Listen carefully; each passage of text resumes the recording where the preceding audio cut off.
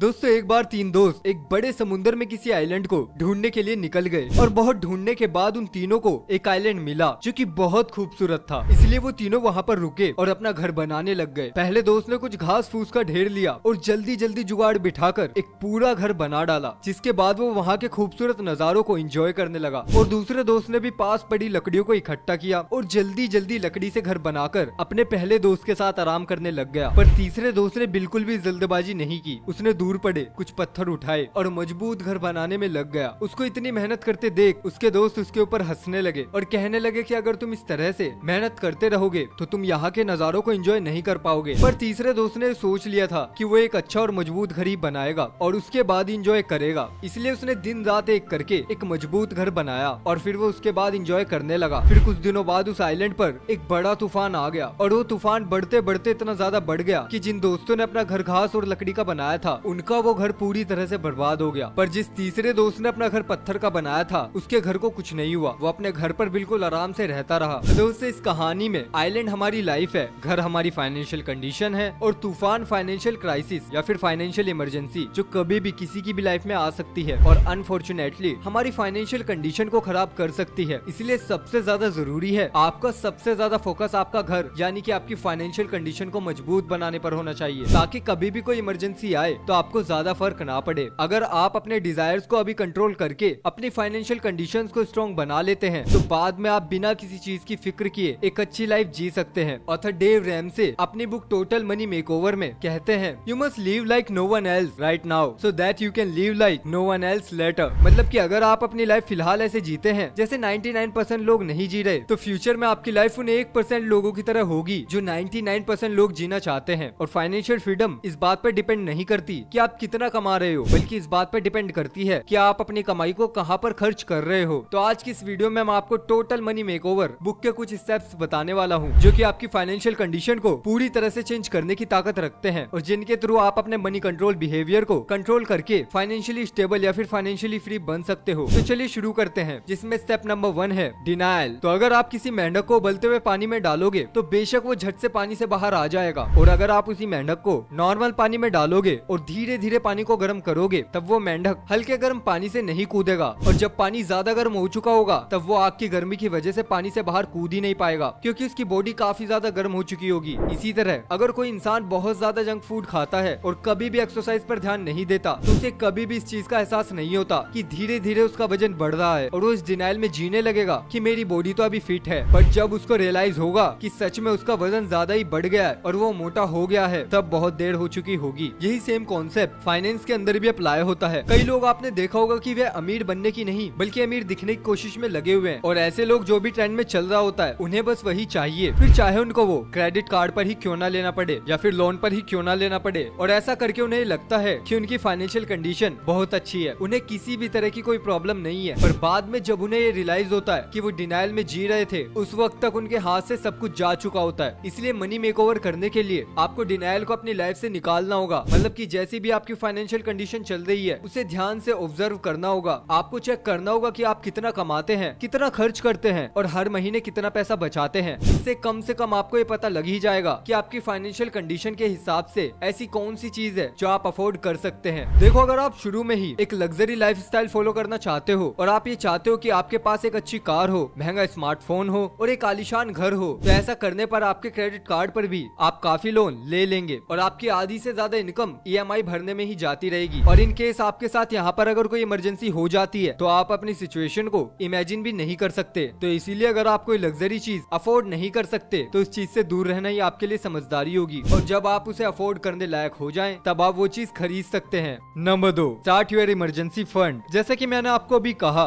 कि इमरजेंसी वाली सिचुएशन कहीं भी और कभी भी आ सकती है, इसलिए जरूरी है कि इसके लिए खुद को पहले से ही तैयार करके रखना चाहिए। ऑथर इमरजेंसी को बरसात वाले दिन की तरह और इमरजेंसी फंड को छतरी की तरह कहते हैं, क्योंकि जब भी आपके ऊपर कभी परेशानियों की बरसात होती है तब आपका इमरजेंसी फंड छाते की तरह से उस इमरजेंसी कंडीशन से आपको बचाने में काम आता है। तो ऑथर कहते हैं कि आपको अपने इमरजेंसी के लिए मिनिमम 70 से 80 हजार रुपए तो रखने ही चाहिए। अब ऐसा नहीं है आपको अपने इमरजेंसी फंड के अंदर 70 या 80 हजार ही रखने हैं। आप अपने फाइनेंशियल कंडीशन के हिसाब से अपना इमरजेंसी फंड सेव कर सकते हैं। बस शर्त ये है कि वो इतना हो कि उससे आपका 5 से 6 महीने का खर्चा आराम से निकल जाए, वो भी बिना कुछ काम किए। देव का मानना है कि लोग इमरजेंसी फंड को लेकर गलत गलतफहमी में रहते हैं और वो मानते हैं कि अगर वो स्टॉक मार्केट और म्यूचुअल फंड में अपना पैसा इन्वेस्ट कर रहे हैं तो वही उनके लिए इमरजेंसी फंड है। ऐसा नहीं है। आपका इमरजेंसी फंड वो होता है जिसे आप बिना किसी प्रॉब्लम के इजीली यूज कर सकते हो, पर आपको इस चीज का भी ध्यान रखना होगा कि ये पैसे आपके किसी फालतू चीज में न लग जाएं। इनको आप बस तभी यूज में लाएं जब ज्यादा ही इमरजेंसी हो। ऑथर के एक स्टूडेंट ने अपने इमरजेंसी फंड को कैश के रूप में एक पेंटिंग के पीछे रख दिया था ताकि जब भी कोई इमरजेंसी हो तो वो उस फोटो फ्रेम को तोड़कर उस पैसे को यूज कर सके। इसी तरह आपको भी अपने इमरजेंसी फंड को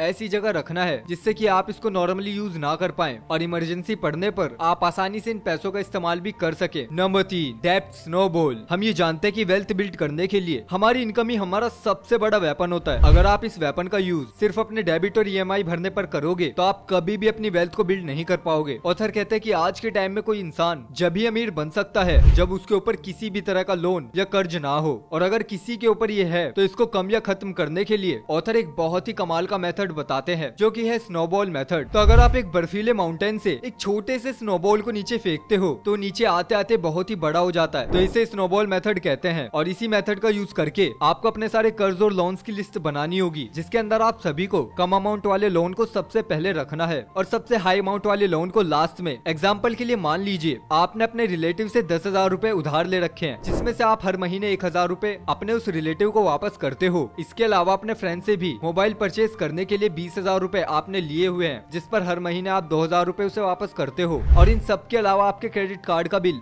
1 लाख रूपए हो गया है जिसके आपको 5,000 रूपए मंथली देने होते हैं। तो इसी तरह से आप अपने सभी छोटे बड़े लोन की एक लिस्ट बना लो। इन सबको एनालाइज करने के बाद कोशिश करो जो भी जॉब आप कर रहे हो उसके साथ साथ एक साइड इनकम सोर्स भी आप बना ले जहाँ से आपको कम से कम 5,000 रूपए तो मिल ही रहे हो, जिससे कि आप स्नोबॉल मेथड को यूज कर पाए। तो जब आपकी साइड इनकम शुरू हो जाए तो धीरे धीरे इससे आप अपने छोटे कर्जों को निपटाते रहो, लाइक रिलेटिव के, फ्रेंड्स के या किसी भी उधार चीज के। ऐसे छोटे कर्ज चुकाना शुरू कर सकते हो और साथ ही अपनी मेन इनकम से थोड़ा अपने क्रेडिट कार्ड के बिल को चुकाने में आप लगाते रहो। तो आप इस तरह से अगर अपने कर्ज पर ध्यान देंगे तो आपके कर्ज का एक स्नोबॉल बन जाएगा और छोटे कर्ज क्लियर करने के बाद आपको खुद बड़े कर्ज पे करने का मोटिवेशन मिल जाएगा और इस तरीके से आप अपने डेब्ट को इजीली क्लियर कर दोगे। Number 4, create a runway fund. जब आप पूरी तरीके से कर्ज से फ्री हो जाओ तो फिर आपको अपने लिए एक रनवे तैयार करना है। तो जिस साइड इनकम का इस्तेमाल आप अपने कर्ज को चुकाने में कर रहे थे, अब कर्ज पूरा हो जाने के बाद उस साइड इनकम को आप सेव करें और 3 महीने तक आप अपनी उस साइड इनकम को सेव करते रहो ताकि अगर आपकी जॉब भी चली जाए तो पैसे आपको नई जॉब मिलने तक आपके काम आते रहे।